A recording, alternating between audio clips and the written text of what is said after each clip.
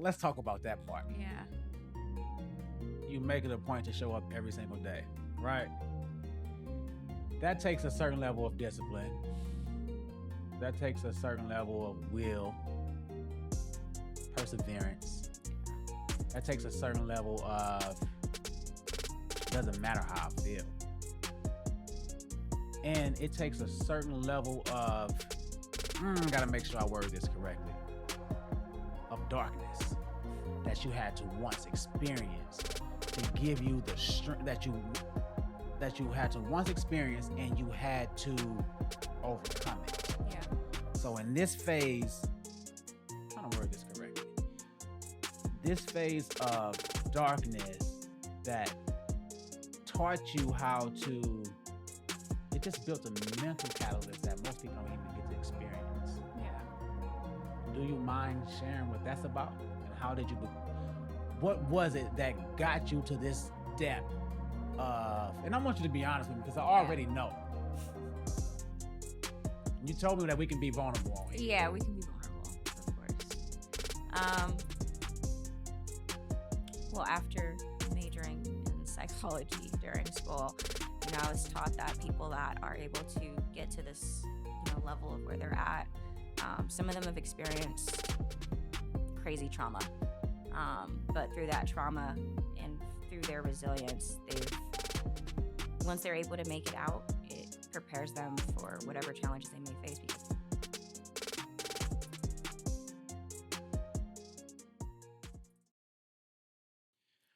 Welcome back to another episode of the Big Dog Talk Podcast. It's me, the one and only. Listen to me. Bay Area, Oakland, I love you. Bay Area, I love you. Black people, I love you. Humanity, I love you. I am so excited about this episode today because, one, I've been searching for a woman that was inspiring enough to bring her on the platform for months now. And I finally ran into someone by the name of Fatima. She is the founder, CEO of Women Premiers Basketball Association. She's also the first Black woman on FIBA certified league in California. Right or wrong? Yeah, I'm gonna keep talking then. No, she's a professional basketball player. She's a mentor. She is a woman of many coats. And before I even introduce her and have her to say anything, I'm just honored because she doesn't know this. Well, we talked about it briefly. A year ago, maybe a year ago, I saw her pop up on social media. And the way she presented herself on social media, I remember I was specifically in the kitchen.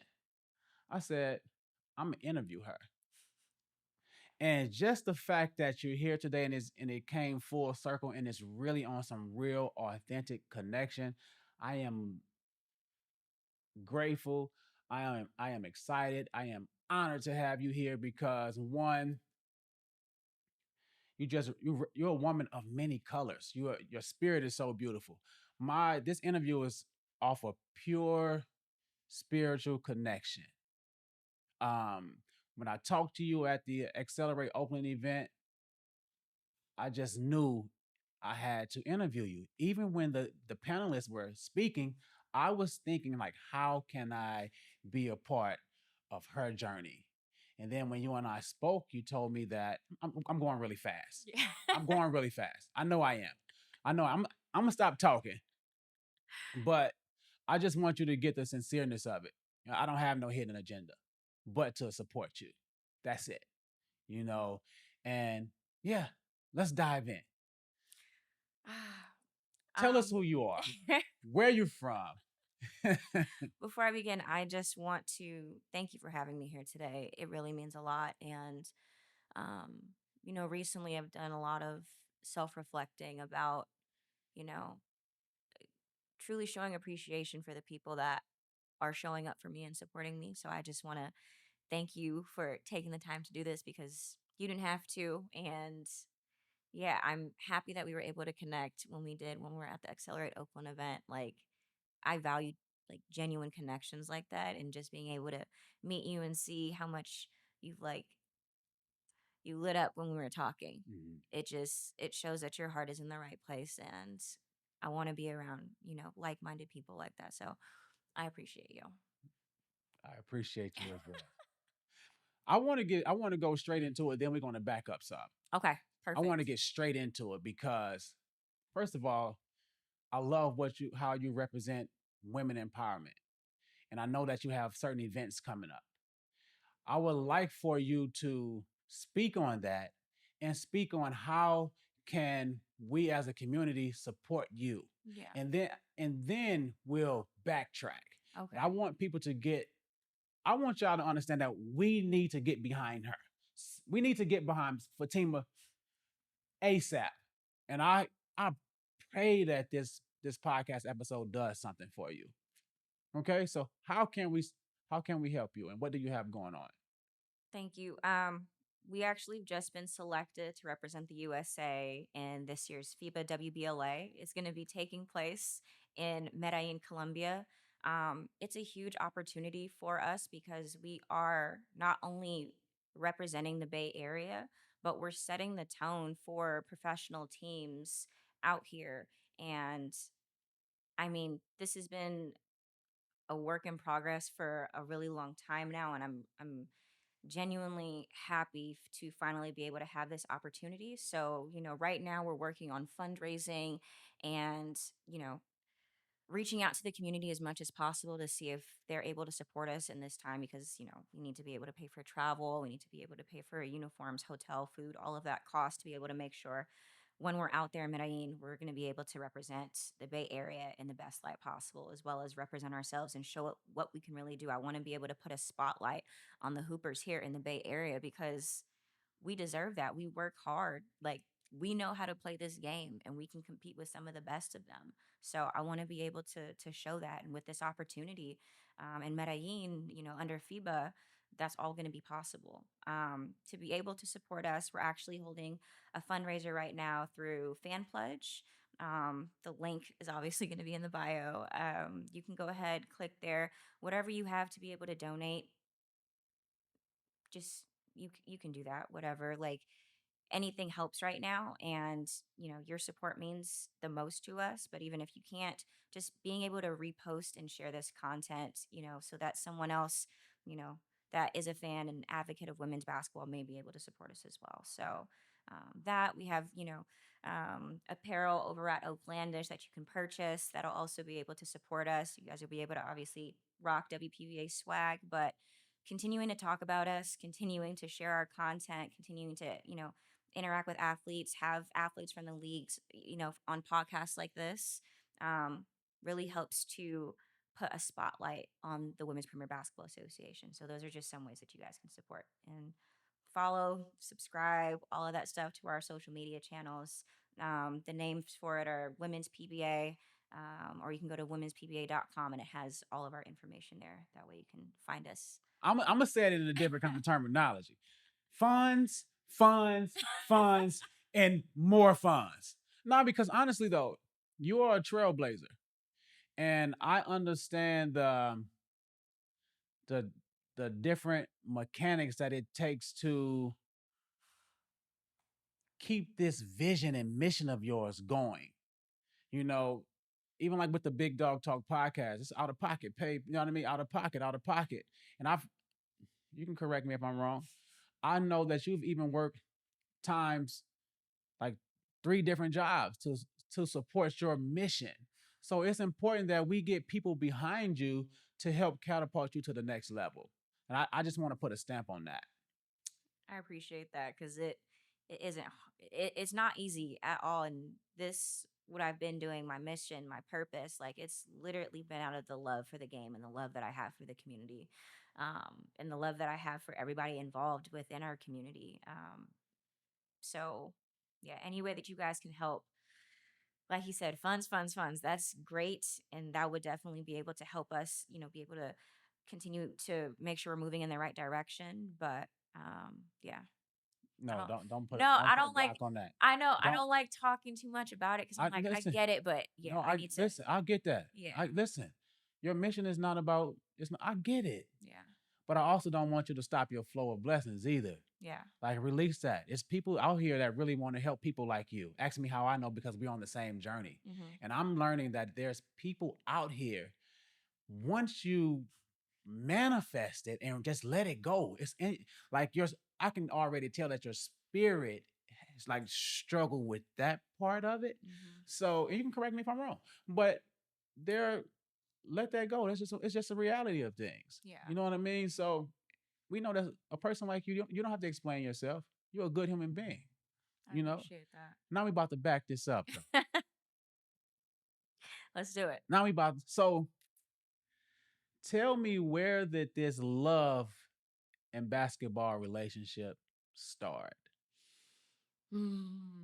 I've just probably within like the last 2 years felt more comfortable talking about this, but during middle school I was homeless. My family and I were homeless, and I kind of see how you were just talking about how I'm kind of shy when it comes to asking for things that I need. It was because during that time we didn't really have much, and we had to go out there and figure out a way to get what we need, whether that's picking up another job or whatever it may be. But my family and I, we had to figure it out. And I've just kind of always had that mentality. So I guess, when it comes to asking for help, it is kind of hard for me. But during that time, especially being homeless, living in a shelter in Oakland, it can definitely change you. And at a young age, you are kind of faced with the decision whether you're going to become a product of your environment, or you're going to recognize that there's other things that are meant for you.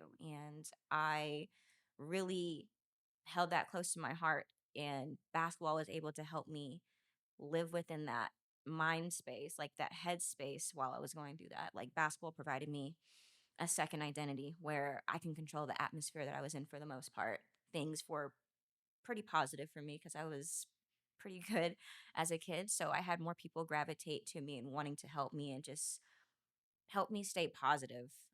Although they didn't know what I was going through, just having them around, giving me a space to be able to play, like, that meant the world to me.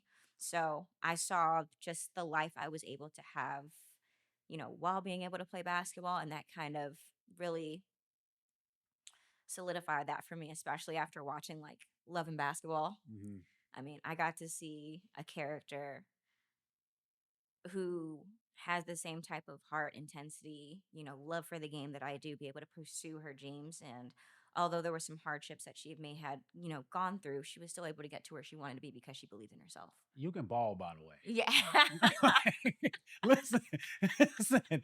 I was like doing my research, and I was looking like, oh, she's a baller. Oh yeah, no. Like, when I was younger, I watched AI. I loved just the art of dribbling. That's probably my favorite thing about the game, just being able to create the deception, like all of that behind it. So yeah, I have a nice little, crossover. Nice little, nah, hell no. That- It's good. That's good. So you said something earlier that almost goes back to what we started off in the beginning. You said basically you found this art that you know that you were good at, and you got lost in that. You focus on mastering that, and then along your journey, while you were in a tough situation, people were attracted to helping you. Before we even keep going, don't forget that. Yeah. Like, don't forget that. Don't forget that person. People love helping you. And I just never want you to forget that. All right. Please never forget that. I got you. All right. So, Love and Basketball, the CEO, founder. Where does this really birth from? Because, first of all, you're in the Bay Area. Yeah. And you are the first Black woman to do this. Yeah. Where does this will, this tenacity, this strength to do something that's never been done before, where does that come from? First off, shout out to the Bay, shout out to Oakland. Like, I'm not from here, I'm from Toronto. Right on. Originally, but grew up out here. And just like they said at the expo, somebody from Oakland says they're gonna do something, they're gonna do something, Mm-hmm. you know. And I tell people all the time, if you can make it in the Bay, you can make it anywhere. Facts. You know what? So I've held that, with me with whatever I was going through. Like I knew I was gonna make it out regardless because being able to be here, the experiences that I've had, you know, they've helped prepare me for any type of, hardship I had to experience. So when creating the Women's Premier Basketball Association, it literally, I mean, now that I think about it, it probably came because someone said that I wasn't, people wouldn't receive it the way that, it should be received if I were to do something. And I knew that me being able to be here, the connections that I have with people, um, the connections that I have with the youth I just want to here. make sure before I cut you off. Yeah. Before don't forget that. I just want to make sure I'm hearing you correctly. So did you say that someone basically told you that you couldn't do it, or it was going to be a struggle doing it? Someone said that if this league was named the Fatima League, no one would want to play in it. Talk that talk then. That's Yeah. what I. That's. You know, so you had something about you said no. Okay, you Yeah. use it as energy, as Yeah. fuel. Okay, carry on, So please. I use that because I was just like, you know, and I don't like talking about the situation because this was someone that I had looked up to. Talk about you. Yeah. Talk that talk. This was something that I had looked up to, and for them to go out of their way to like say something like that, Mm. knowing the amount of love that I have for the game, how much I've sacrificed for this game, I was just like, all right, bet. So when it came time to start the Women's Premier Basketball Association, I literally went all in. I dreamt about the name. I researched it. It was it was available on GoDaddy. So I'm like, okay, let me go and, buy the website. I went and trademarked everything. I went and registered the business and I got things going. And my love for it, the way that it got started was because like we didn't really have something of, you know, this stature out here in the Bay Area for women. Mm. That was able to put a spotlight, be able to amplify the voices of the women here in the Bay Area. And I wanted to be able to do that because, again, storytelling is so important. Yes, there's an aspect of the game that, you know, helps you to stay committed. It builds on your life skills. It brings you this sense of family and community. But being able to connect with the next person, knowing that you're an athlete, that means so much because when I was younger and I was able to, speak to certain people or be able to attend certain camps, all of those messages I've heard from people talk, like if it's Steph Curry, if it's, Dame, if it's Chris Paul, Phil Handy, whoever it may be, like just being able to listen to the things that they've been able to go through and still be able to make it out and make something of themselves and be able to create opportunities. That is something that I wanted to be able to do. Um, And you're doing it. and I'm doing it and I'm going to continue to do it because I love this game and I love this community that it is creating. So Um, you said that you're not from Oakland. yeah. I'm not from Oakland either. I'm from Mississippi. Oh, well, And I love the Bay. I love the culture of Oakland. Uh, Oakland, Oakland gets a bad rep, especially right now. And this is why I also wanted to use my platform to shine some light on Oakland because Oakland is like the heart. It's the heartbeat of the Bay. You know what I mean? yeah. So I know that you're not from Oakland. I'm not from Oakland, but we've been here for like I've been here for like 20 years. Oh yeah, no facts. You know, and Same. my kids are from the Bay. Yeah. You know what I mean? I love the Bay. Yeah. I love the culture of Oakland. But a question for you. What's the difference between Women's Premier Basketball Association and the WNBA? Um. Well, first off, we're in this lane of the developmental space. There Okay. is no developmental league right now, and what the WPBA is doing, Women's Premier Basketball Association is doing, is revolutionizing that space. It's giving our players, our coaches, our trainers, our interns, our analysts, whoever's a part of this organization, an opportunity to be able to network or even use this as a way to create more opportunities or a launch pad into whatever it is they're trying to get to, Mm-hmm. whether that's playing professionally overseas, whether that is, building on their network here. We're definitely doing that. And at the end of the day, like, I'm doing that, or the league is doing that with a commitment to building a legacy here in Oakland, supporting the community and empowering all of our members within it to be able to be better. So I hope I'm not being disrespectful. No, no, no, go ahead. It's like a G League. Yeah, so pretty much so like a developmental league. Like we're running this, throughout the summer for 10 weeks. And I'm a huge believer in growth, because obviously without growth, there is no progress. And the way that the league is set up, players are able to play for 10 weeks as opposed to, going to a combine and only having a weekend to be able to show who they are.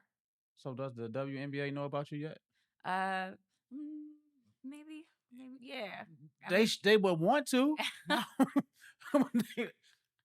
I'm talking too much. I'm talking. Nah. Okay. I'm adding WNBA. Am I talking too much? Nah. You guys should work something out with Fatima. I can't talk like this. This is the Big Dog Talk podcast. I already know. This is the energy. I know what I signed up for. So I hear you. I believe everything I'm saying. I know. And I pray that this manifests. And or whatever's supposed to happen for you, I pray that happens. But at WNBA, it would be really good to see the first Black woman in California and you guys to have a collaboration. How about that? That sounds beautiful. That sounds beautiful? Yeah, because I'm all for women empowerment. I'm all for moving the needle forward so that women have more spaces to be able to get where they would like to be, or just create an opportunity to build a sense of community. How does it feel being a trailblazer? It feels great. I mean, I don't even think about it too much because, again, the game's given me so much. So I do this out of the love for the game and the relationships I've been able to build. But my work's not done. So that's kind of how I think about it. I haven't even thought about it like that, really. Well, I know you just told me the polished side of it. You just told me the polish. It's been great. Yeah. No, it's been tough. I'm not gonna lie. Like it is hard to do what it is I'm doing, especially while being a professional athlete, because it's just like I'm being pulled in so many different directions. And outside of, doing all of those things, I have to try to be able to like nurture my own human needs at the same time. So it's been tough, but I just believe in what I'm doing, so I just keep going. And it's not, rainbows and sunshine every day. I go through some things, and I just got to dust myself off and keep going. Like anybody else that is, trying to create something for the first time, or trying to be successful at something, you're going to go through adversity, but how you decide to like respond is the most important. And I make it a point to show up every single day, regardless. So let's talk about that part. Yeah. You make it a point to show up every single day, right? That takes a certain level of discipline. That takes a certain level of will, perseverance. Yeah. That takes a certain level of, doesn't matter how I feel. And it takes a certain level of, gotta make sure I word this correctly, of darkness that you had to once experience to give you the strength that you had to once experience, and you had to overcome it. Yeah. So in this phase, I'm trying to word this correctly. This phase of darkness that taught you how to, it just built a mental catalyst that most people don't even get to experience. Yeah. Do you mind sharing what that's about? And how did you, what was it that got you to this depth of, and I want you to be honest with me because I already know. You told me that we can be vulnerable on here. Yeah, we can be vulnerable, of course.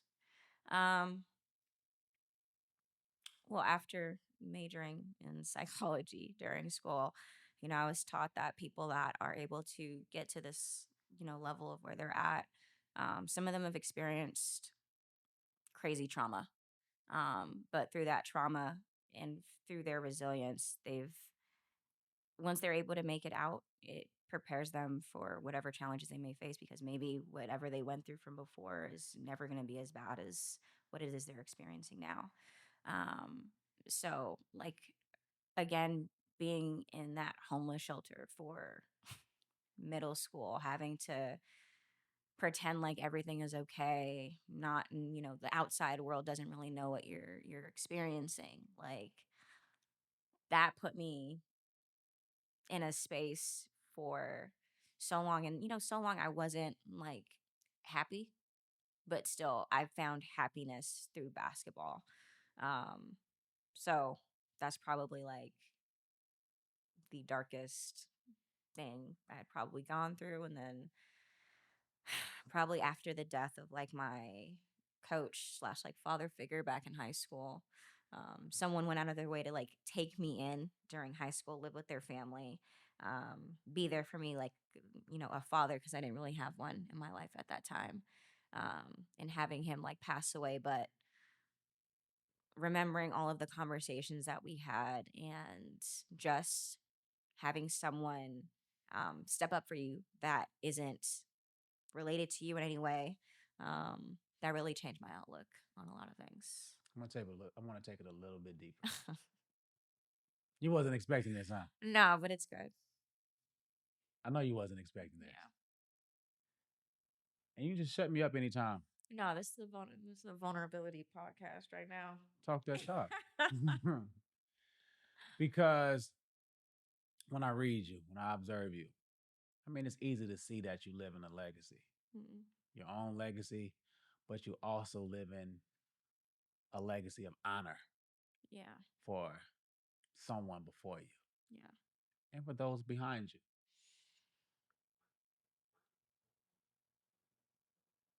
But I want you to speak to that person before you, though. Yeah. If you had anything to say to that father figure, because I know how much that role meant to you, right? What would be the one thing that you would say? Sorry, I get emotional when I'm talking about this. That's okay. Take your time. If you don't want to answer it, don't answer it Yeah. either. If it's too much, don't answer it. Because I do respect that. Yeah. Just thank you. Like, obviously, there's the absent parental role during that time of my life, but to have someone step up and be there, that meant a lot. So I appreciated him for being my dad for the time he was here. So that's what I would say. I just felt like it was necessary to uh, to let you know that people like me can see that you're living for something that's greater than you, and you're not trying nothing. Yeah. You're doing it. Yeah. And the people that you're living for, they are pleased by that. And I'm saying that to say, I wouldn't be able to tell if I, you know what I mean? Yeah. So this legacy that you're creating, it's amazing. Yeah. And so kudos to you. All right. All right. I'm so sorry. I'm so sorry. Oh, are we going to be able to air this? Yeah, let me just clean my face real quick. Listen, we in the basketball game right now. You know what I mean? We're in the basketball game, and it's a hard team. But you gotta show up each and every day, and you're showing up today, and we getting ready to. Great job. You ready? I'm ready. You ready? I'm All ready. right. I'm sorry. I'm sorry, but I'm not sorry, but I'm sorry, but I'm not sorry. No, it's a good cry. And, since then, his brother, Jamala, he's really stepped up. I call him my uncle. Mm-hmm. And he's literally supported me through a lot. So, yeah. So let's talk about it. Because I don't need you crying no more. Because you, yeah, we got to talk about something. So if I was to say, Fatima, what is it that you want everyone to know you for? What would you say? Just my heart. Literally, like, I'm so selfless. And sometimes it's to a fault, but I want the best for others, truly, because I know whenever I was going through things, like others wanted the best for me. Mhm. So I try to embody that as much as possible and teach others along the way to do the same. You are such a good human being. I can keep talking and talking and talking. You know, I honestly feel like there's going to be more work that we do, and I just feel like there's a lot more I want to ask, Hmm. but I don't know if you want to keep talking or not. I'm fine. We can talk. You guys support Fatima. Support her. Please support her, because if not, she could be mad about this episode and how she just. Ah, That feels good though, right?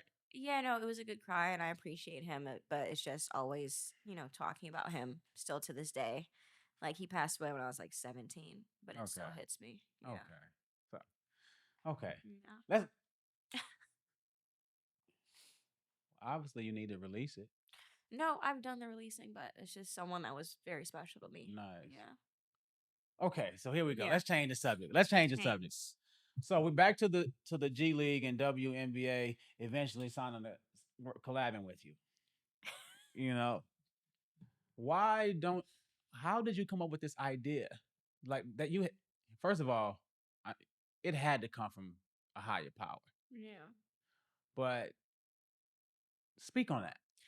Um, well, it came from, so let's back up to like college. College, it took me a really long time to just kind of figure out who I was as a player because I just had way too much going on in my life, I feel like, and I just wasn't able to focus the way that I needed to on the court. But I'd always been a part of, winning programs, winning culture. So, like my senior year, I think I finished college scoring like 3 point something points per game. But again, that dream of mine to become a professional basketball player, like I still wanted that. And I was willing to do whatever it took to be able to just make that happen.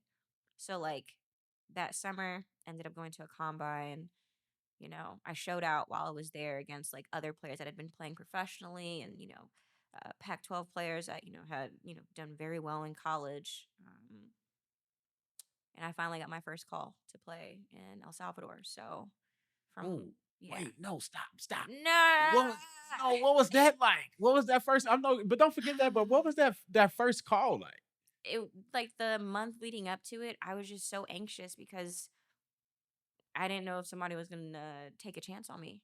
Um, Mm. and it was a lot of sleepless nights. It was a lot of, bothering I felt like I was bothering people. So I was messaging them excessively to see if, the coach or the team or whatever was, willing to, invest into me. And I finally got a message. They're like, hey, this is the pay. Wasn't very high, but I knew what I was getting into. When I got there, didn't know what I was getting into living wise because the first place I moved to while we were there didn't even have like a door on the house. Wow.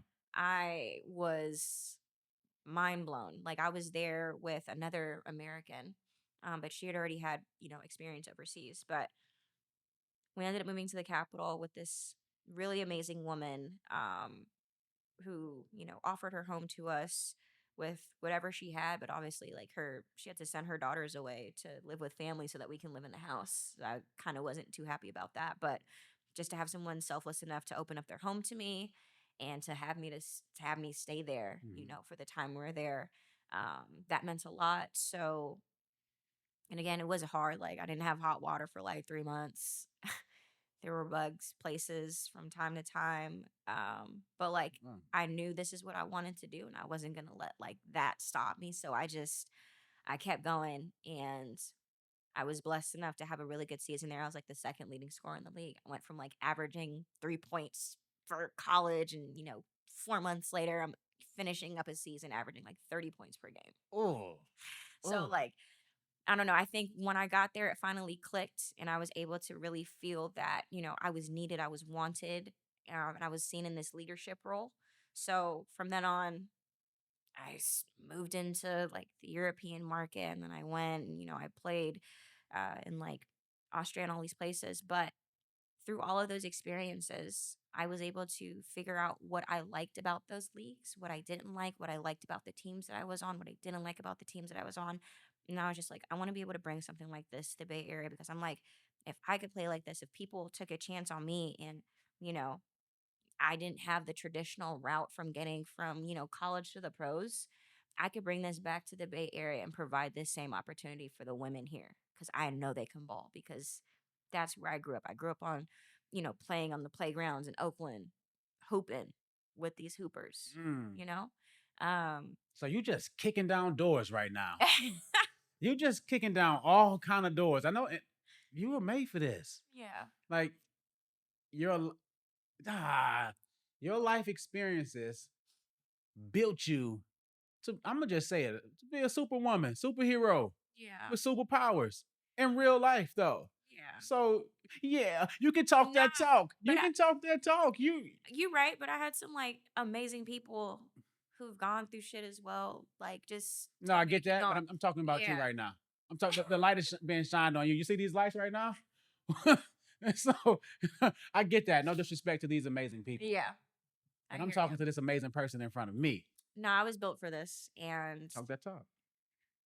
yeah, um, again, what I went through as a kid is never going to be as hard as what I'm going through in my adult years. So I keep pushing, even though I'm tired some days, but I know there's light at the end of the tunnel. And like you said, manifesting the life that you want, like I'm going to keep doing that until I get to where it is I want to be. I'm not satisfied. I'm not content with where I'm at. I know I'm built to create more, built to do more. So I'm going to keep doing that.